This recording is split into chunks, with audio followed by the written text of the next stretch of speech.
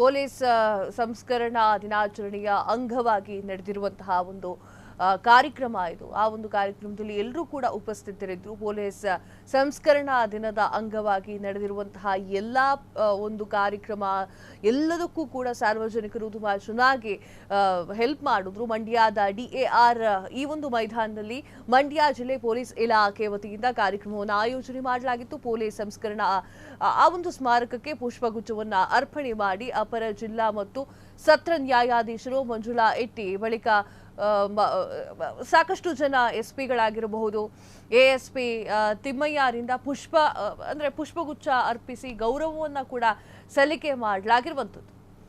And ನಂತರ ಮೌನಾಚರಣೆ ಸಲ್ಲಿಸಿದಂತಹ ಪೊಲೀಸರು ತ್ಯಾಗಮಹಿಗಳು, ಪ್ರಾಮಾಣಿಕ ಕರ್ತವ್ಯ ನಿರ್ವಹಿಸ್ತಾ ಇದ್ದಾರೆ, ಜೊತೆಗೆ ಕರ್ತವ್ಯ ಪ್ರಾಣ ತ್ಯಾಗವನ್ನು ಮಾಡಿದ್ದಾರೆ, ಅವರ ಸ್ಮರಣೆ ಮತ್ತು ಜವಾಬ್ದಾರಿ ಅನ್ನುವಂತಹ ಸಂದೇಶವನ್ನು ರವಾನೆ ಮಾಡಲಾಗಿದೆ. ಮಂಡ್ಯದ DAR ದಲ್ಲಿ ಈ ಒಂದು ಸ್ಮರಣಾರ್ಥವನ್ನ ಮಾಡಿರುವಂಥದ್ದು. ಇದೀಗ 2025ರ ಪೊಲೀಸ್ ಹುತಾತ್ಮರ ದಿನಾಚರಣೆಗೆ ನಮ್ಮ ಮುಖ್ಯ ಅತಿಥಿಗಳಾಗಿರುವಂತಹ ಶ್ರೀಮತಿ ಇದ್ದಾರೆ.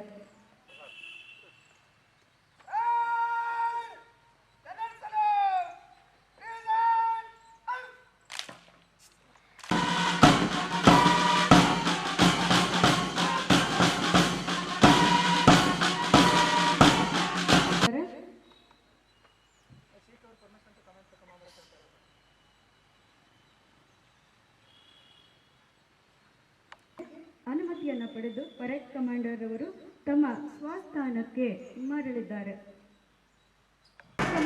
ಮುಖ್ಯ ಅತಿಥಿಗಳಾದಂತಹ ಶ್ರೀಮತಿ ಮಂಜುಳಾ ಎಟ್ಟಿ ಮೇಡಂ, ಮಾನ್ಯ ಅಪರ ಜಿಲ್ಲಾ ಮತ್ತು ಸತ್ರ ನ್ಯಾಯಾಧೀಶರು ಮಂಡ್ಯ ಅರ್ಪಿಸಿ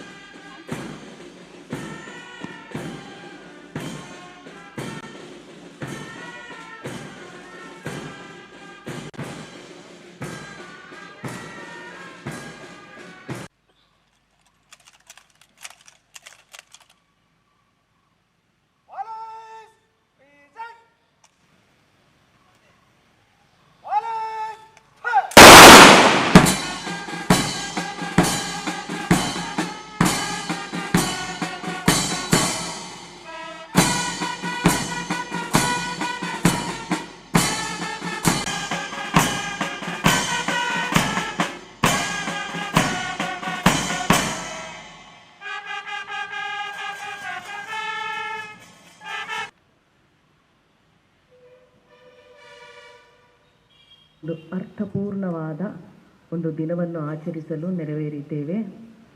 ನಾವು ಒಂದು ವರ್ಷ ಎಷ್ಟೆಲ್ಲ ದಿನಾಚರಣೆ ಮಾಡಿದರೂ ನಾವು ಈ ದಿನಾಚರಣೆಯನ್ನು ಮಾಡಲು ಮರೆಯಬಾರದು. ಈ ದಿನ ನಾವು ಸ್ಮರಿಸುವ ನಮ್ಮ ತ್ಯಾಗಮಯಿಗಳಾದ ಪೊಲೀಸ್ ಸಿಬ್ಬಂದಿಗಳು ಮತ್ತು ಅವರ ಕುಟುಂಬದವರಿಗೆ ನಮ್ಮ ಹೃತ್ಪೂರ್ವಕವಾದ ವಂದನೆಗಳನ್ನು ಅರ್ಪಿಸುತ್ತಾ ನನ್ನ 2 ಮಾತುಗಳನ್ನು ನಾನು ಪ್ರಾರಂಭಿಸುತ್ತೇನೆ.